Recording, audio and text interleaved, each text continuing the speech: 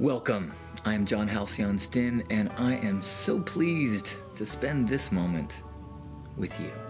Today's topic is kindness budgets, or setting a kindness budget. And let me give a little preface to that first. At Fresh Realm in our office, we celebrate Goodness Fridays. And I often talk about Goodness Fridays and the gratitude circle that we do on Goodness Fridays. But Goodness Fridays is actually three things. It is the gratitude circle, where we have an all-hands, all-company meeting where we share personal and professional gratitude with one another. It is also an extension of Casual Fridays, where we invite everyone to wear reused clothes, stuff from the Goodwill store on the corner or one of the many thrift stores on this block. It's unbelievable. This is like the thrift store center of the universe. So we try to embrace that and encourage people to dress up and get funky with their butterfly collars, their bell bottoms, or just anything that is reused, embracing one of our principles of reuse, reduce, recycle. And the third part of Goodness Fridays is gifting. And so we try to encourage everyone on Fridays to be a little bit more generous, a little bit more giving, a little bit more open with their generosity. And part of that is because of how important gifting is as a concept. And when you start to see the world as opportunities to gift instead of transactional, it just can change so many things about how you interact with people and coworkers and partners. But it's also because where our offices are, we are kind of inundated with a homeless population that is very active in panhandling. And so initially it was like, well, let's just practice gifting on Fridays as a way to kind of, practice what we preach. And very quickly we learned some important things about panhandling. And panhandling, when someone is out begging, asking for money, asking for change, it's not a very rewarding way to gift. And I think there's a few reasons for that. One is because when someone is asking for money, they almost expect it, or they expect a certain percentage of people to give them money. So you instantly slip out of a gift situation where there is no expectation, and then you get to feel joy for what you give them. Very rarely do people get super excited about the change you give them because it's their job. They know that if they ask enough people for money, enough people will feel guilty, and they'll make money. So it's not that I don't like giving to people in need. It's I don't like the situation, the venue, the circumstance of a panhandling situation. So how then do we practice gifting on a Friday when we take out of the equation the easiest way? Well, I still think it's good to give to people who are in need. So if someone is walking down the street wearing a backpack and a sleeping bag and they look like they slept outdoors, I will very often, let me take that back. Not that I will very often. I am much more likely to say, hey, you know what, here's a couple bucks towards whatever you need today or whatever your next meal is. But if that same person is on the street with a sign saying, need money for blank, I'm much less likely to give it to them. Because in one situation, I get to kind of give a gift, and the other one, asked to participate in this transaction that doesn't make me feel that good. And the other problem is that there's so many people who take advantage of the kindness of strangers in that panhandling circumstance. So there's so many people who make up a story, and it's frustrating because you want to be a good person and you hear someone down on their luck or they've got some situation, they just need a few more bucks to make the bus to get home. And when you start to see the same person day after day asking for bus fare to get, back to the Midwest to their home, it's like you're not saving money for the bus. That isn't to say that, you don't need or deserve money. It's that you've now tried to involve me in a deceit, and that's the opposite of a feel-good gifting experience. Now, I'm actually not one who gets all caught up in the fact of, oh, well, if I give them money, they're just going to use it for booze or drugs. Like, if I, my general desire is to show kindness to another individual. And so if what I want to give them is money, what I really want to do is say, hey, I hope this makes your day better. And I trust you to use it however you think is best. I'm not coming at you as a parent or anyone that's better than you and that knows better what you need. If you want to decide to buy some beer with that, then I hope I made your day better. That's all I'm coming at it with. A lot of people don't feel that way. And if that is the case, you should not give money away. You should buy whatever it is that you want to give away. Buy clean socks and hand those out. Or work with an organization that does much more vetting and does much more research and understanding to know exactly what the needs of the population is. So if you work with a local halfway house, they will make sure that the money goes to the things that someone needs. They don't just hand out the money. So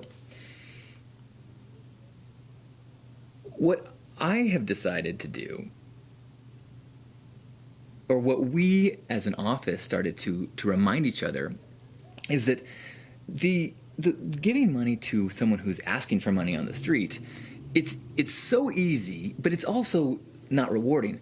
What is super rewarding is to give money or something kind, do some gesture of kindness, whether financial or otherwise, to someone who is not asking for it, to someone who is counting their change to see if they have enough for, the double cheeseburger. You say, sure, here you go. To someone who, there's been a lot of articles lately about people like paying for the coffee for the person behind them, or paying for a meal that someone that's next to you, or just doing some random act that knocks people out of the rut of transactional, out of the rut of I'm separate, and into this, wow, there are really kind people in the world. And it feels so good to be one of those examples of kindness in the world. And so one thing that I have tried to do is set up a kindness budget for myself. I actually think it's a good idea to set up budgets for all different areas of your life that you feel are important.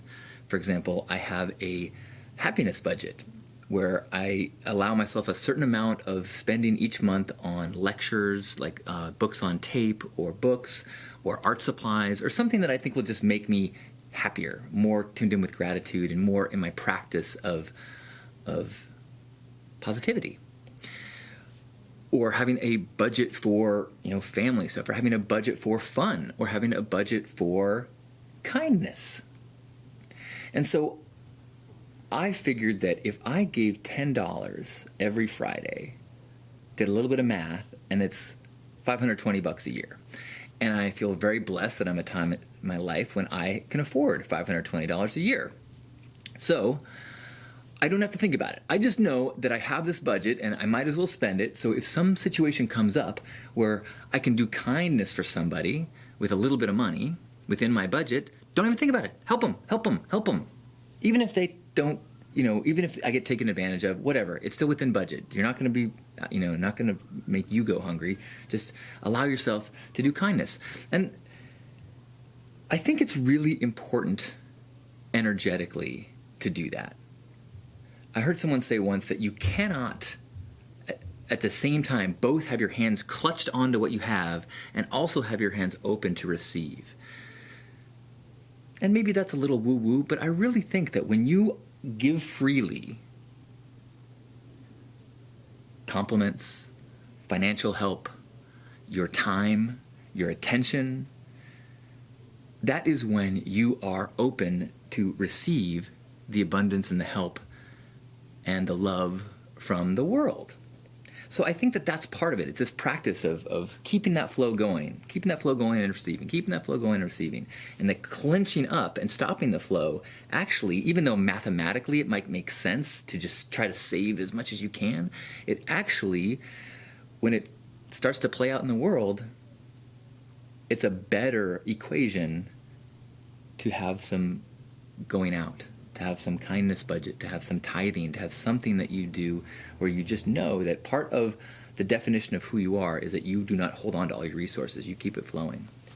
I heard someone say that that's how the universe is just checking to see if you're a good steward with resources.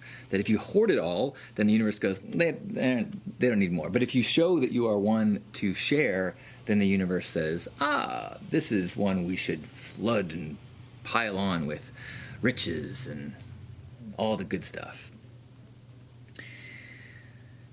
And so when you have that mentality, this is what I think often happens. We're good people. We want to do good things. We want to do kind things. We want to be generous. But we're so trained in our patterns of closed offness and separateness that just is natural and normal and kind of what is expected of us, that we'll be in a store and we'll see the woman struggling in front of us with her kid, and as she's trying to check out, realizes she doesn't have enough for everything. And so she's trying to go like, oh, can you put this back? And you're sitting there kind of like feeling awkward, going like, man, that sucks. Maybe even say it in your head, like, oh, that sucks. And then what sometimes happens is 8, 9, 10 minutes later, you're getting into your car and you go, you know what? I could have just bought that thing of toilet paper for her. I could have just, threw down $5 and it would have totally changed her day. It would have changed her total mindset of who she is in the world in comparison to all these other people. It would have given an example of kindness to this cashier and anyone else in line, and it would have given you an opportunity to demonstrate the kind of person that you want to be in the world. But it's hard to go from the patterns of the world to free-flowing generosity so quickly, which is why we try to make it a part of Goodness Fridays, and why it's so awesome to have a goodness budget, so that when you have these opportunities, you've almost already got the money ready. It's budgeted. Just like, oh yeah, no problem. And you don't have to play in your mind like, oh, do they really need it? Are they trying to scam me? Like, whatever. I'm the kind of person that does this. And if you stay within your budget, there's really no risk to you. It's not like you're gonna, oh my gosh, I was so kind last week that now I can't make rent. So, because I do have a kindness budget, I want to share what happened to me last Thursday night. Thursday night, my brother was coming to visit, so he came up on the train, and I was so excited to see him.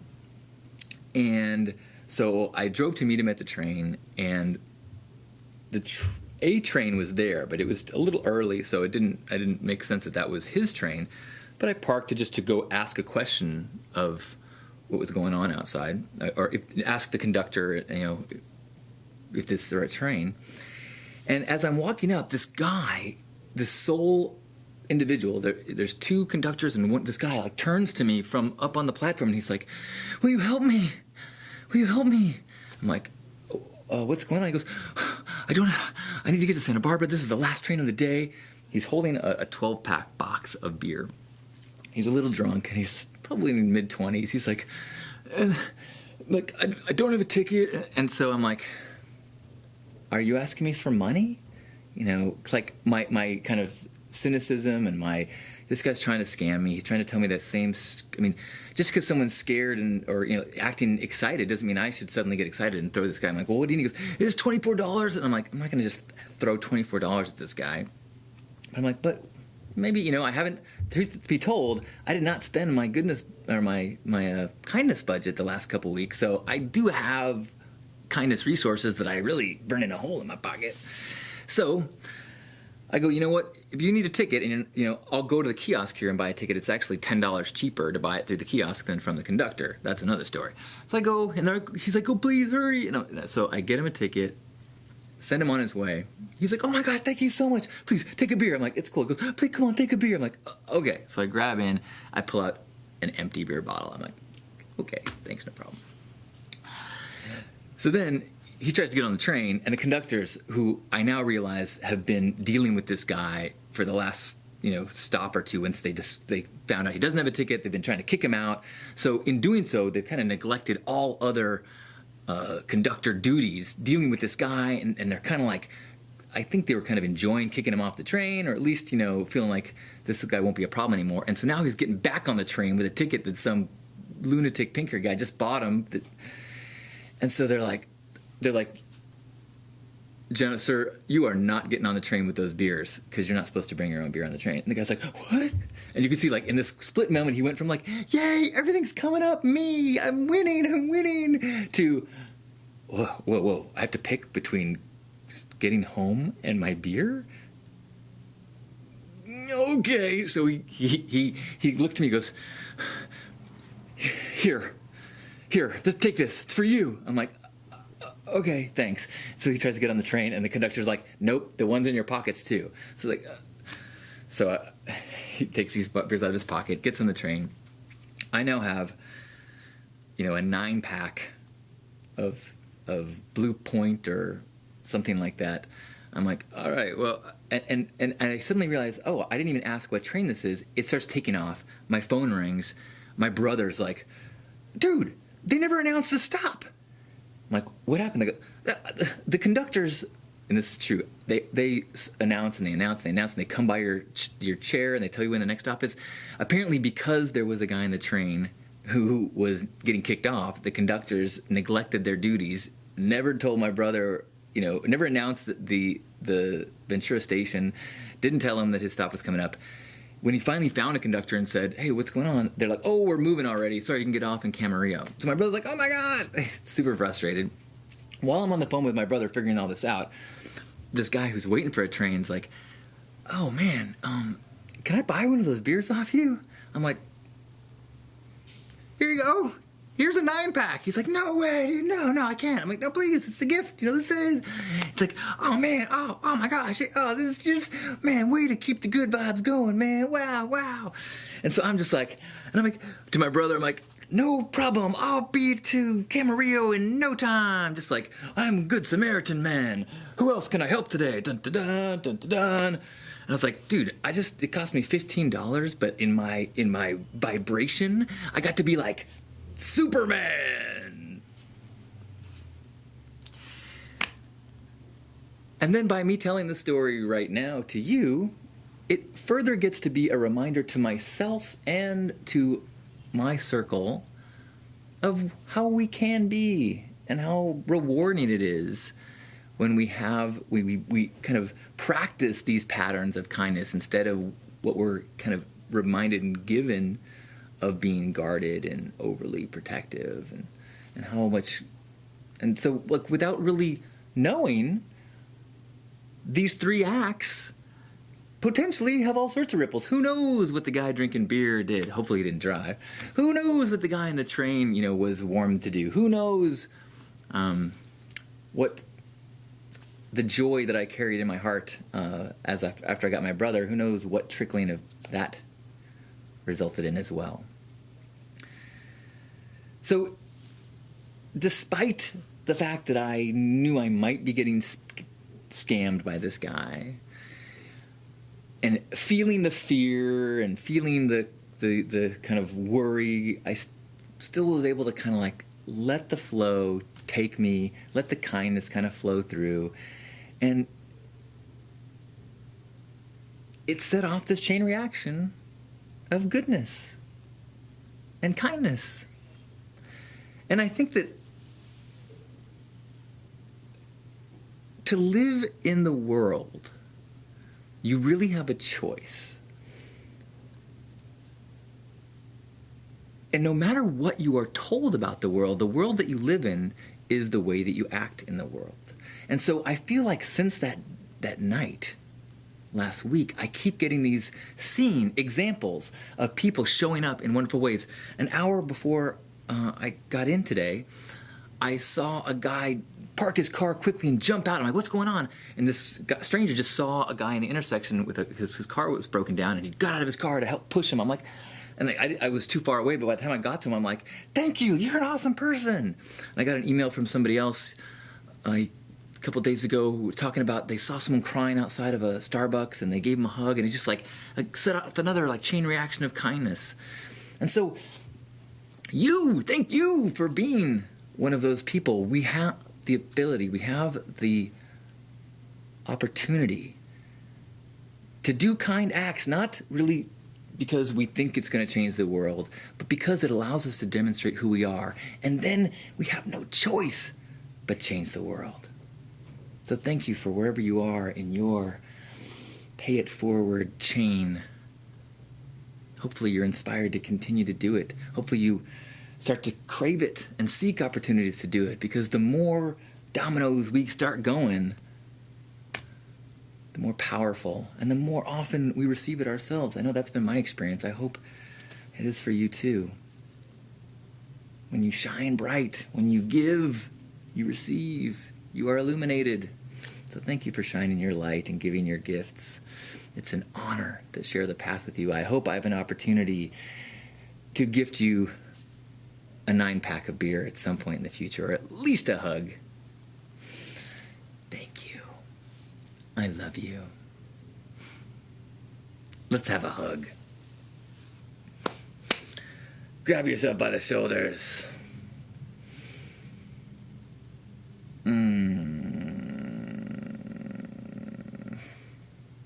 And let's be grateful for this body in whatever state it's in. If it's healing, if it's struggling, let's be grateful for its ability to heal. Sometimes it's only in times of ailments and sickness that we really grasp how incredible the body is, how delicate and how balanced, and how many processes and systems are in place and balanced to keep us healthy and thriving. So be grateful for that. And be grateful for all the roles and labels that you wear and all the deeds that you do in your responsibilities. Enjoy the tasks. Enjoy your ability to make a difference in the game, but recognize it is a game. Let's embrace deeper now, beyond our physical shell, beyond our personalities, and embrace that deep, brilliant, bright light that shines through us, that bright light that shines through everyone. And let's forgive ourselves for when we might get our issues to clog and obscure that light, and let's forgive everyone else when they do the same. Let's believe and know that that light is shining through others. Let's love through it, even those whose acts are maybe getting on our nerves a little bit. Let's try to see through to that light inside. Now let's all together be that light. Let it shine through us as we take 3 breaths together. In through the nose and out through the mouth. Ready?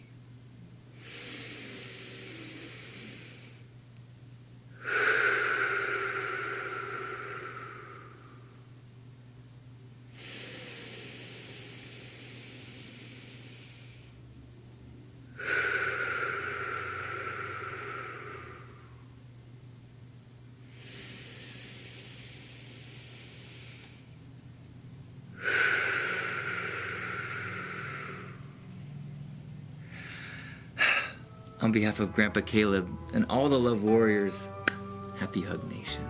Thank you. I love you.